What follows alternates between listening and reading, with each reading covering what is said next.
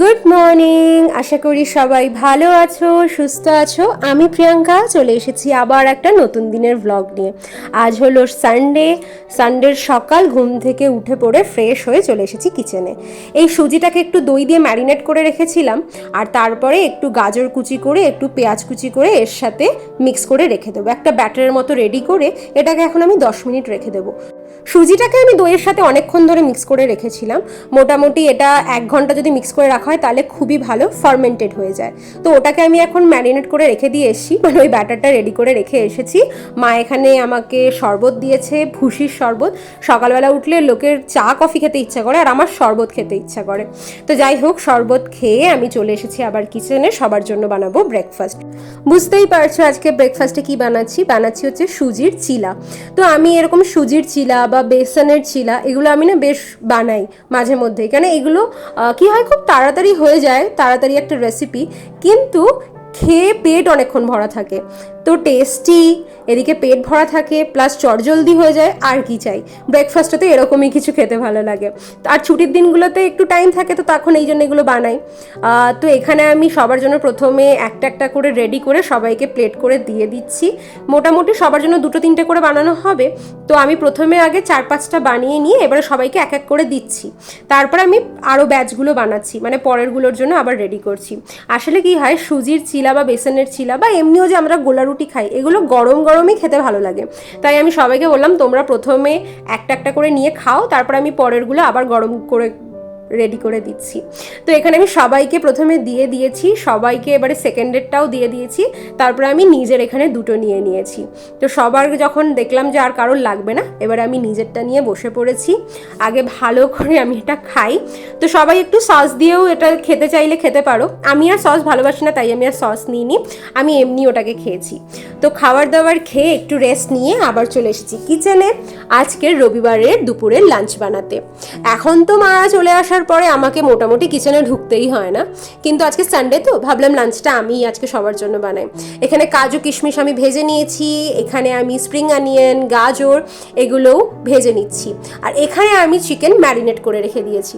বুঝতেই পারছো কি হচ্ছে আজকে লাঞ্চে, ফ্রাইড রাইস আর চিলি চিকেন। তো এখানে আমি চিলি চিকেনেরই আর কি ম্যারিনেশনটা করে রেখে দিয়েছিলাম, তো সেই জন্য এখানে বসিয়ে দিয়েছি আগে চিলি চিকেনের চিকেন পকোড়াগুলো ভেজে নেওয়ার জন্য। ফ্রাইড রাইস আর চিলি চিকেন আমি মনে করি এটা মনে হয় সবারই মনে হয় খেতে খুব ভালো লাগে।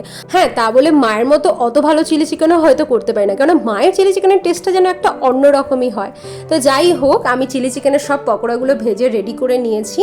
এবারে এখানে আমি কড়াইতে তেল গরম করে, মানে যেই তেলে চিলি চিকেনটার পকোড়াগুলো ভেজেছিলাম ওই তেলেই আমি দিয়ে দিয়েছি প্রথমে রসুন কুচি, তারপরে ওটাতে দিয়ে দিয়েছি কেটে রাখা পেঁয়াজের টুকরো, ক্যাপসিকামের টুকরো। এবারে এটাতে আমি সব যে কেচাপগুলো ছিল, মানে কেচাপ, তার সাথে red chilli sauce, green chilli sauce, একটু সোয়া সস, ওগুলোকে ভালো করে মিক্স করে এটার আমি একটা গ্রেভি রেডি করে নিয়েছি। তারপরে যখন গ্রেভিটা একদম এই ফুটে উঠেছে, এবারে আমি এই ভেজে রাখা চিকেন পকোড়াগুলো ওর মধ্যে দিয়ে দেবো। ব্যাস, আর কি, এইটাই তো রান্না হয়ে গেল। চিকেন পকোড়া ভাজতেই যা টাইম লাগে, কিন্তু চিলি চিকেন করতে কিন্তু খুব ইজি। এবারে আমি উপর দিয়ে একটুখানি গোলমরিচের গুঁড়ো আর একটু স্বাদ মতো নুন ছড়িয়ে দেবো আর চিনি ছড়িয়ে দেবো। আসলে যেহেতু সসটা একটু টকটক হয়, তো চিনি দিলে একটু ব্যালেন্স হয়ে যায়। তো এটাকে ভালো করে রেডি করে নিয়ে এরপরে লাস্টে একটু কর্নফ্লাওয়ার জলে গুলে দিয়ে দেবো আর একটুখানি ভিনিগার, আর সবার লাস্টে এখানে দিয়ে দিলাম স্প্রিং অনিয়নগুলো একটু কুচি কুচি করে কেটে। ব্যাস, তাহলেই হয়ে গেল চিলি চিকেন। ভাবলাম যে শুধু কি ফ্রাইড রাইস আর চিলি চিকেন দিয়ে ওরকমভাবে কাউকে দেওয়া যায় খেতে, তো সেই জন্য আমি এখানে একটু বেগুন কেটে নিলাম। আসলে বড় বেগুন নেই, তাই জন্য এই ছোটো বেগুনগুলোই কাটতে হলো। বানিয়ে নেবো একটু চটজলদি করে বেগুনি, তো ওই জন্য আমি ব্যাটারটা বানিয়ে এখানে আমি বেগুনির জন্য রেডি। আসলে আমার কি হয়, আমার মনে হয় আমি যদি কাউকে মানে খাই, যখন নিজেও খাই বা কাউকে খেতে দিই, প্রথম পাতেই একটা আমিষটা দিতে কেমন লাগে। মনে হয় প্রথম পাতে যদি একটু একটা নিরামিষ পদ দিই, তারপরে একটা আমিষ পদ থাকলো, তাহলে খেতেও বেশ একটু ভালো লাগে, তাই না? তো সেই জন্যই চটজলদি এই বেগুনিটা ভাজা। তো চলো, আজকের লাঞ্চ হয়ে গেছে রেডি। তো আজকের মেনুতে রয়েছে ফ্রাইড রাইস, তার সাথে রয়েছে এখানে বেগুনি, ছোট ছোট বেগুনের বেগুনি, আর এখানে রয়েছে চিলি চিকেন। চলো এবারে সবাই মিলে দুপুরের লাঞ্চটা সেরে নিই। দুপুরের লাঞ্চ সেরে সবাই দিয়েছিলাম একটা টানা ঘুম বলতে ওই আধ ঘন্টা 1 ঘন্টা মতো সবাই একটু ঘুমিয়ে নিয়েছিলাম। আর সবারই আজকে খাবারটা খুব ভালো লেগেছে, বাবার তো খুবই ভালো লেগেছে, তো আমি ভীষণ খুশি। যার জন্য রান্না করেছিলাম তার এত ভালো লেগেছে, তো আমি ভীষণ খুশি। তো এখন সন্ধ্যাবেলা, রবিবারের একটা সন্ধ্যাবেলা, দুই মা গেছে জুডিওতে। এখানে জুডিও রয়েছে একটু মানে টুকটাক জিনিস দেখার জন্যই, আমাদের বাড়ির সামনে যে জুডিওটা রয়েছে সেখানে দুই মা গেছে। আর আমি আর স্বাগতম বেরিয়েছি একটা কাজে। আসলে কাজ বলতে সেরকম কিছুই না, একটু গিফট কেনার জন্য বেরিয়েছি। আসলে সামনে তো জামাই ষষ্ঠী, এই যে কিছুদিন আগেই গেল, আগের সপ্তাহে। তো তখন কি হয়েছে, আমি আর স্বাগতম অফিসের চাপে এতটাই বিজি যে দুজনের মায়ের জন্য গিফট কিনতে যেতে পারছিলাম না, কিন্তু মা আমাদেরকে গিফট দিয়ে দিয়েছে। তোমাদেরকে তো গিফটটা দেখাতেই ভুলে গেছি। তো যাই হোক, দেখিয়ে দেবো। ওর জন্য যে শার্ট প্যান্ট, আমার জন্য যে কুর্তা সেট, ওগুলো মা দিয়েছে, সেগুলো আমি পরে দেখিয়ে দেবো। আর এখন চলে এসেছি আমরা এখানে টাইটান ওয়ার্ল্ডের সামনে। আসলে ভাবলাম মাকে ঘড়িই দেবো, কেননা মা আসলে ঘড়ি এগুলো বেশ পরতে ভালোবাসে।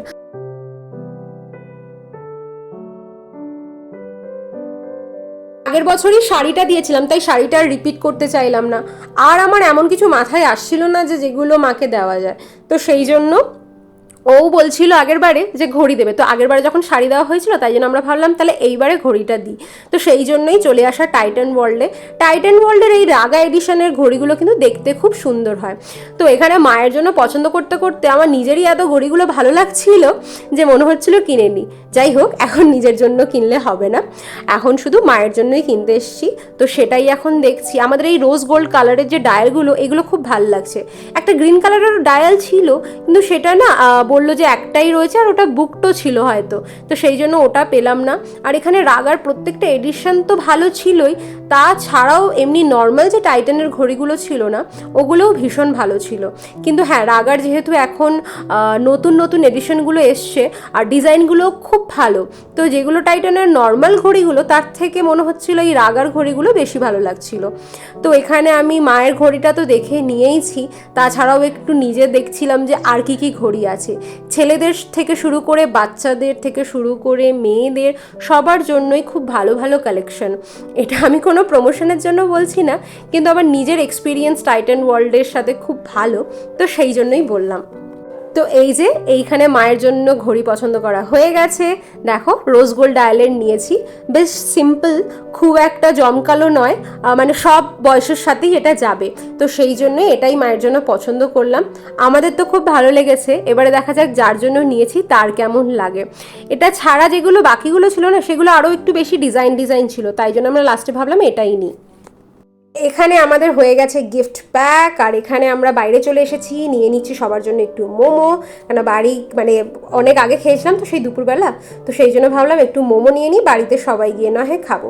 এই যে চলে এসেছি আমাদের ফ্ল্যাটে, এখানে আমরা এখন লিফটে চলে এসেছি। এবারে আমাদের বাড়ির নিচে নামবো, কিছু সবজি বাজারও করার ছিল, তো সেটাও করে নিয়েছি। তো চলো এবারে মাকে গিয়ে সারপ্রাইজ দিই। এই দেখো, মাকে অলরেডি দিয়েছে মুকুল, মায়ের ফেভারিট একটা জিনিস। মা তো গিফট খোলার আগেই মা হাসতে শুরু করে দিয়েছে, কেননা মা তো উপর থেকে বুঝতেই পেরেছে টাইটান ওয়ার্ল্ড থেকে এসছে মানে ঘড়ি এসছে। এবারে দেখি মায়ের ডিজাইনটা কেমন লাগে।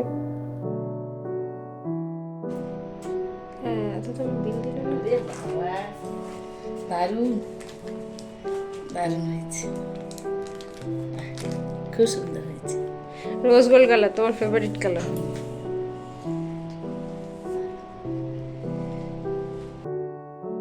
যাক, যার জন্য গিফট কেনা তার খুব পছন্দ হয়েছে। তো ভিডিওটাও তাহলে এতটাই থাক। আশা করি সবার ভিডিওটা ভালো লেগেছে। যদি ভিডিওটা ভালো লাগে একটা লাইক করে দিও, কমেন্টে অবশ্যই জানিও ভিডিও কেমন লাগলো। সবাই ভালো থেকো, সুস্থ থেকো, দেখা হবে খুব শিগগিরই। Thank you so much.